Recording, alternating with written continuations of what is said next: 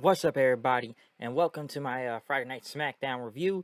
What we got on Smackdown tonight? Smackdown. I guess with Money in the Bank coming up in the next month, guess we gotta start doing some qualifying matches tonight. So let's see who's even gonna go into Money in the Bank. Baton Rouge, Louisiana, they were at as they talked about the main event, which will be Matt Riddle and Sami Zayn. If Sami Zayn can win, Matt Riddle is barred from SmackDown. But if Matt Riddle can win, he will get a shot at the undisputed title against Roman Reigns next week on SmackDown. For some reason, we can't do this in Money in the Bank, but apparently, people are telling me that Roman won't even probably be at Money in the Bank, so the match will happen next week on SmackDown. I'm like, okay, they're not gonna wait till Money in the Bank then, but hey, Roman's got a new schedule nowadays, so we haven't seen the guy in like 3 weeks now on this show, including tonight. So yeah, no Roman Reigns tonight. But right off the bat, we start off with Drew McIntyre and Sheamus to see who's going to go into Money in the Bank. When you know these two in a match, you already know these two are going to beat the shit out of each other and put on a hell of a match and just kick ass as usual, which ended up in a double disqualification, both due to both of them hitting each other with chairs and whatnot at the same time, swinging them. Basically, they brawled throughout the commercial break, so nobody won this match, which both did complain to Adam Pearce, but they says none of you won, so you're technically not in the Money in the Bank match, which they're trying to get into. But Adam Pearce isn't going to let them, so we'll see what happens from there. But then a lot of people saying that, you know what, Drew's already got a shot through that whole castle attack thing and throwing a shot out there anyway at Roman, so could be there. But we'll see what happens from that. Um, Next, they talked about Cody Rhodes and his torn pectoral muscle. Everything that happened on Monday, and that Cody Rhodes will be out for the next 9 months. He did have a successful surgery, but yeah, 9 months, very like I said, bad move right now, and I'm sure this ruins a lot of plans. They lost a top face right now, so yeah, we'll see what happens with Cody Rhodes. But like I said, Cody's gonna be going away for a while. Like I said, you gotta give the guy all the credit in the world for what he did back at Hell in a Cell last Sunday. The fact that he wrestled with that torn pectoral muscle is insane. But yeah, he had a successful surgery, but we're not gonna see him for a while.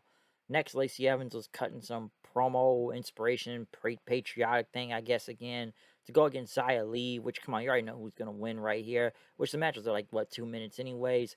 Xia Li, I don't know. Then again, we barely even see Xia Li, but given this, push with Lacey Evans, I'm not surprised she won this match right here, because like Xia Li, I swear she's only had like 3 matches on SmackDown, which like she had a push going. They had this whole protector thing, but then she's a heel now, so I don't know, but yeah, you already knew Lacey was gonna win this match and go on to Money in the Bank, whatever this new gimmick they're doing with her with right now. Um, I know they showed a video package of the Viking Raiders saying they're coming soon to SmackDown. I'm like, dude, they're already on SmackDown. You know, you sent them to NXT for like 2 matches. Like, what do you mean coming soon? Now we're trying to get the Raid thing over again. So I don't know. Ronda Rousey came out to talk about her match with Natalia, talking about her arm bars better than the cheap imitation Natalia does of the sharpshooter by Brett. Shotzi came out and says, like, I don't have Natalia's experience of fancy, submission move, but I got aggression and killer instinct. And that, Rousey's a real champion. You'll fight me right now and not go for Money in the Bank. I want to see if the baddest woman on the planet can prove herself and do it on the spot. Rousey said, y'all want to see this? And I guess I gave her a title shot right now. And he says, you're on, skis. I don't know why Ronda used the word skis, but she sounded lame even doing that. Hell, my code said that. It sounded like skis. Skis. You're a skis, okay? You're a skis. But Ronda went against Shotzi. Good match for the time being. We already knew Ronda was gonna win, but it's nice to see Shotzi at least getting some mic time around and stuff, and at least not being squashed by Ronda Rousey out there. So at least she's getting some type of push right now. Right after Natalia came out and attacked and put in a sharpshooter. Listen, I know a lot of people don't really care about this match coming up in Money in the Bank, nor probably don't want to see it, given it's Natalia. It'll be a good match. Like, it won't be bad. Natalia did train Rousey, but does anybody in their right mind believe that Natalia has any chance of beating Ronda Rousey or really even care about watching this match in general? Not really, because, we already know who's going to win, but it should be a good match. But yeah, come on. Rousey's going to beat Natalia. So I guess they're trying to get some heat on her somehow to get this over. Um, Ludwig Kaiser or whatever, Marcel Bartel introduced Walter against Ricochet for the Intercontinental Championship. Good match. Walter getting the win.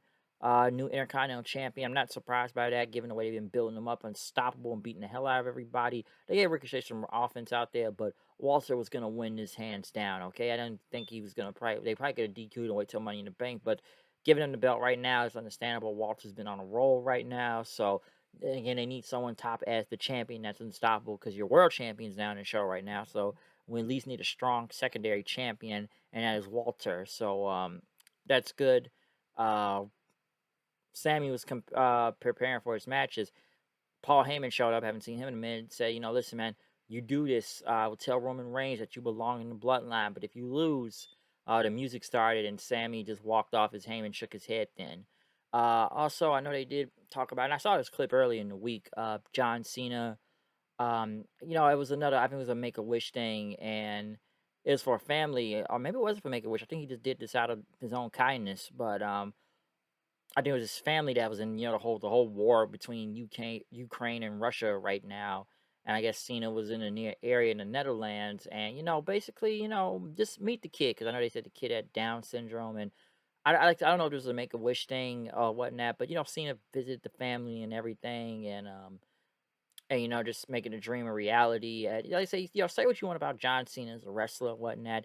You gotta give the guy a lot of credit for like his humanity, and especially for all those Make a Wish wishes he has done throughout the years. I think he still has the most, if I'm not mistaken. But yeah, say what you want about John Cena, but the guy is just a great human. He's just a great person in general for all the stuff he does. So it's very nice to see him just do stuff like this. He's done it for years, but I think he just took the time out of his own schedule just to go do this, just make the kid happy and everything. So that's pretty cool. That's really cool. Like I said, you see a lot of them, but you just gotta give Cena a lot of credit for when he does this stuff. But we'll see what happens when John Cena.